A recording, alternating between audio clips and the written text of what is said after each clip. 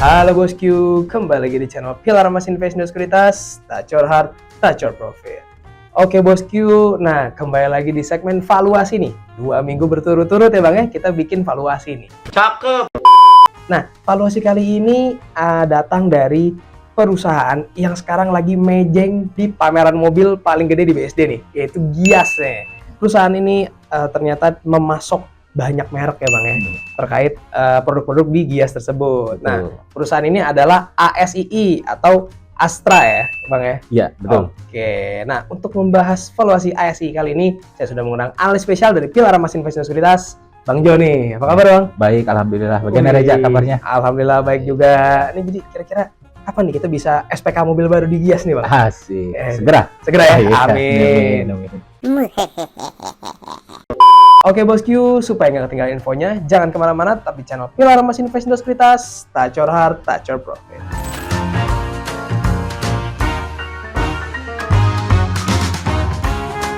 Oke Bang Jo, nah tadi kan udah kita kasih sneak peek nih tentang ASI ini tuh perusahaan yang jualan mobil nih. Tapi sebenarnya kalau agak sedikit dijelasin nih Bang, ASI ini sebenarnya perusahaan apa sih Bang? Oke. Nah, ASI ini kan Astra Internasional, gitu kan. Kita tahunya pasti, wah ini jual mobil. Ya. Tetapi sebenarnya Astra secara konsolidasi, dia sebagai holding dia mempunyai beberapa lini bisnis. Dan selain dari yang otomotif yang kita kenal, baik itu mobil atau motor, tapi kita juga tahu bahwa dia mempunyai salah satunya adalah tentang di lini bisnis keuangan. Oke, finance ya Bang. Finance, terus juga alat berat dan tambang. Oke.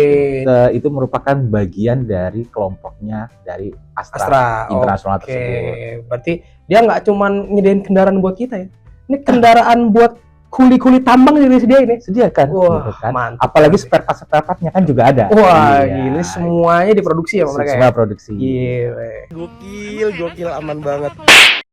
Oke, Bang Jo, yuk. Nah, sekarang kita udah tahu nih perusahaannya apa. Nah, sebelum kita bahas nih kira-kira kinerjanya di tahun ini gimana, kita bahas dulu kinerja beberapa tahun ke belakang nih Bang. Nah, kalau track record kinerjanya gimana nih Bang ASI ini? Kalau kita lihat berdasarkan laporan keuangan secara konsolidasi tahun 2025, di mana pendapatan perusahaan tersebut secara bersihnya itu mengalami penurunan sebesar 1,54%, menjadi sekitar 323,39 triliun. Dari sebelumnya tahun 2024 yang membukukan pendapatan bersihnya sebesar 328,48 triliun. Jadi ada penurunan 1,54%. Nah, penurunan ini faktor penekannya itu adalah seperti dari otomotif. Karena banyak pemain baru nih. Pemain baru, terus melemahnya daya beli pasar mobil nasional, dan juga penurunan penjualan kendaraan baru. Nah, jadi ada banyak pemain baru nih kan gitu kan. Nah, terus juga dari sektor pertambangan dan jasa pertambangan itu sendiri gitu kan, karena harga komoditas gitu kan, terus juga faktor cuaca. Nah, itu kan turut salah satu memberikan dampak terhadap kinerja Astra Internasional secara keseluruhan. Oke, benar. Iya, tapi kita jangan lupa, itu kan dari sisi penekannya, tapi ada juga dari sisi yang memberikan kontribusi. Yaitu dikatakan dari sektor jasa keuangannya, gitu kan, jasa finance-nya. Terus juga ada bisnis lainnya yang turut menopang dari kinerja Astra Internasional tersebut. Ini berarti bisa dibilang gali lubang tutup lubang ya Bang ya? Yang gali lubangnya dari bisnis kendaraan yang mulai ada penata latang baru dan juga tambang yang terdampak dari keadaan ekonomi internasional, tapi ternyata di sisi lain finance-nya malah membantu jasa lainnya membantu. Jasa lainnya membantu kinerja selama 2 tahun kebelakang ini gitu. Nah, itu kan jadi gambaran bagaimana suatu bisnis besar dia mempunyai suatu portofolio bisnis yang besar. Iya kan?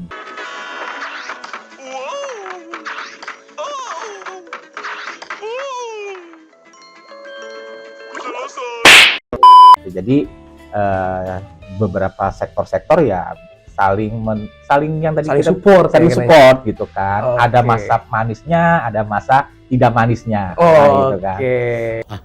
Lu bisa aja. Nah, itu secara kinerja yang masa lalunya.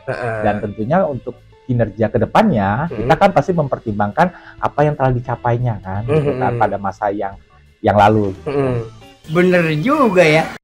Dan dengan tantangan dan tekanan makroekonomi yang terus-terus berlangsung saat ini, tentunya ini bagaimana Astra harus memperkuat bisnisnya. Oh gitu kan. iya.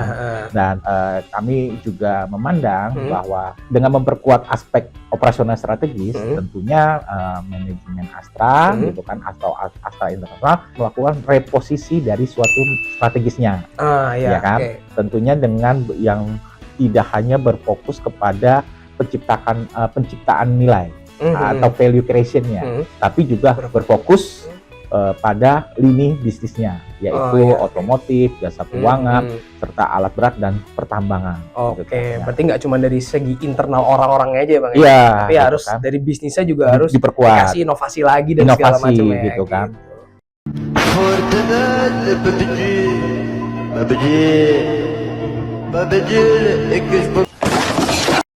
Kami memproyeksikan bahwa di tahun 2026 gitu kan, perusahaan Astra Internasional atau ASI gitu kan, mempunyai prospek kinerja yang positif. Kami memproyeksikan pendapatannya ini akan tumbuh sebesar 2,1% menjadi 330,42 triliun. Dari sisi itu dari sisi pendapatan gitu kan. Tapi kalau dari sisi laba bersihnya ini di tahun 2025 akan mengalami penurunan sebesar 2,71%, gitu kan, atau menjadi sebesar 31,88 triliun.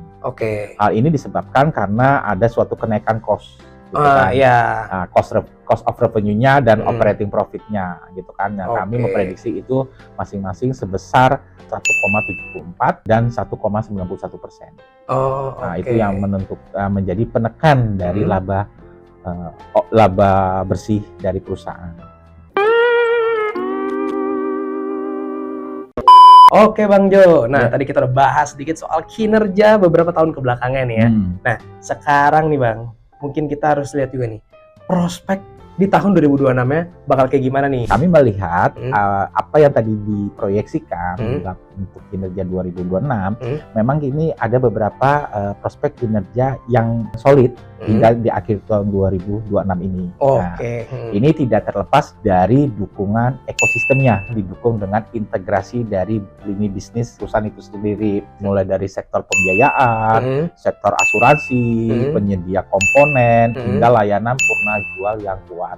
Kita mau beli spare part, dia punya beli spare part. Kita mau ngambil kendaraan, dia punya finance-nya gitu kan. Jadi ya ini bagian bagaimana solidnya perusahaan terkait dengan ekosistemnya, gitu kan. Jadi ini sampai layanan purna jualnya juga kuat. Ini akan menjadi suatu fundamental dari suatu perusahaan tersebut dan untuk bertahan di tengah ketidakpastian global saat ini. Dan lagi-lagi kan ekonomi nih ketidakpastian. Gitu. I'm stronger. I'm smarter. I'm better. I am better. Itu prospek bisnisnya.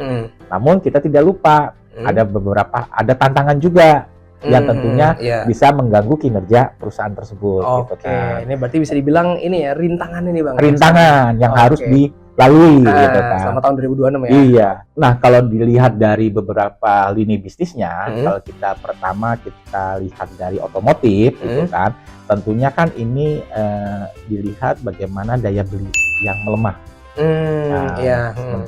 Sementara masyarakat lebih kepada kebutuhan pokoknya, ya untuk kendaraan mungkin bersifat menunda. Benar. Gitu kan. Yang menyebabkan ini volume penjualan bisa turun. Dan apalagi disambut juga banyak mobil listrik ya Bang sekarang. Ada pilihan kan. Ada pilihan, Dan juga terkait dengan suku bunga. Jadi mau kredit akan ngeri juga kan suku bunga. Kan. Tentunya ini salah satu kalau kita lihat dari otomotif, ini tentunya akan berdampak penjualannya menurun.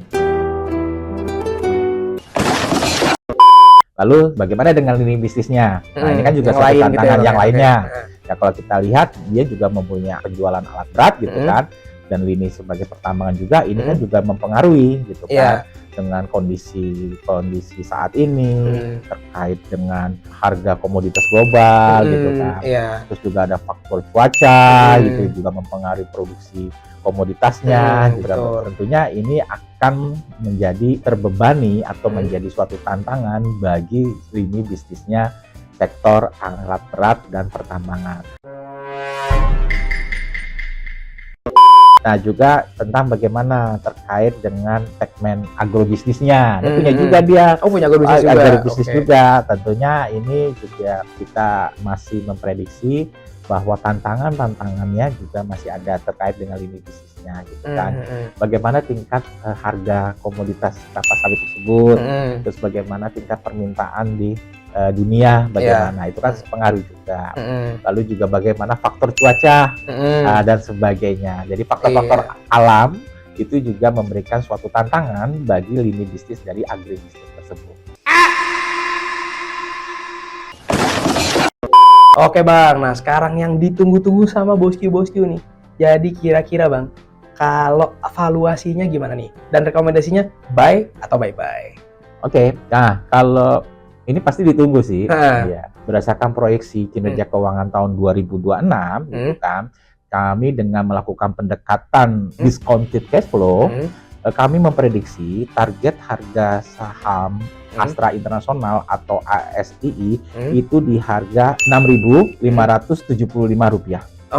Oke, per lembarnya ya? Per lembarnya. Oke. Nah, berarti ini rekomendasinya buy ya Bang, bukan bye-bye, karena ini kalau kita lihat harganya juga masih lumayan jauh nih. Dari masih di bawah 6.000 ya Bang ya? 6.000. Masih jauh nih ke 6.575. Iya. Oke bosku, jadi itu dia pembahasan soal ASII nih bosku. Semoga bisa menjadi insight nih untuk portofolio bosku nih. Dan ingat bosku, disclaimer on ya. Segala keputusan pembelian ada di tangan bosku. Jadi bosku harus research lagi lebih mendalam soal ASII ini sebelum membeli nih. Oke bosku, kita ucapkan terima kasih nih kepada Om Joni yang sudah membahas ASII secara detail, dan kita ucapkan terima kasih juga pada bosku yang sudah menonton video sampai habis. Jangan lupa like, subscribe, dan tonton terus channel Pilar Emas Invest Sekuritas. Touch your heart, touch your profit. Sekuritas Channel di Indonesia.